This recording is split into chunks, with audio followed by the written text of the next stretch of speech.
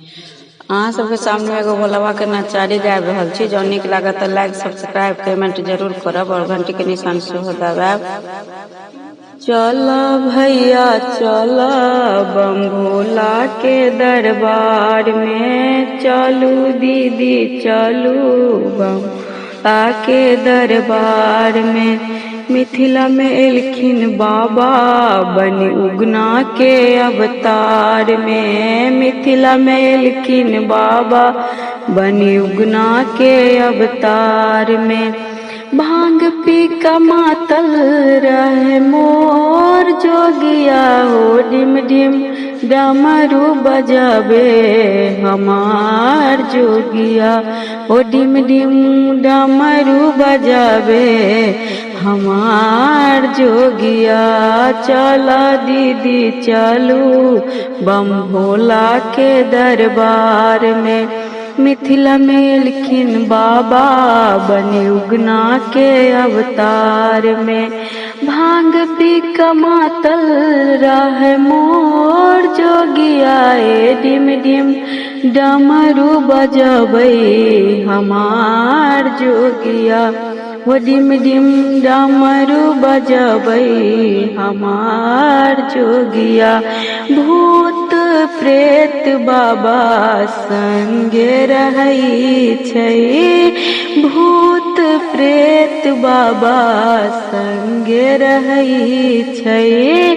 अपने मसानी बाबा नाच करै छै, अपने मसानी बाबा नाच करै छै। नाग छोड़ै छै फुफकार सखिया हो, डिम डिम डमरू बजबै हमार जोगिया हो, डिम डिम डमरू बजबै हमार जोगिया।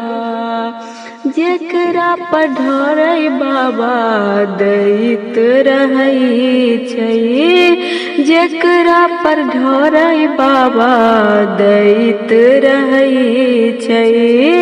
अपने त घूमी घूमी भीख मंगै छै, अपने त घूमी घूमी भीख मंगै छै।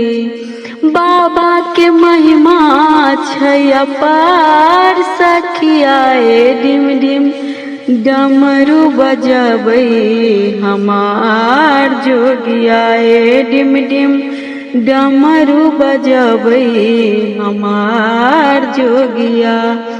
आधार दानी बाबा सबके सुनै छै, आधार दानी बाबा सबके सुनै छै। खाली हाथ न केकरो दर सब भेजै छै, खाली हाथ न केकरो दर सब भेजै छै। सेवक सबके सुनै छै पुकार सखिया, डिम डिम डमरू बजबै हमार जोगिया, हे डिम डिम डमरू बजबै हमार जोगिया। चला भैया चला बम भोला के दरबार में, मिथिला में एलखिन बाबा बनी उगना के अवतार में।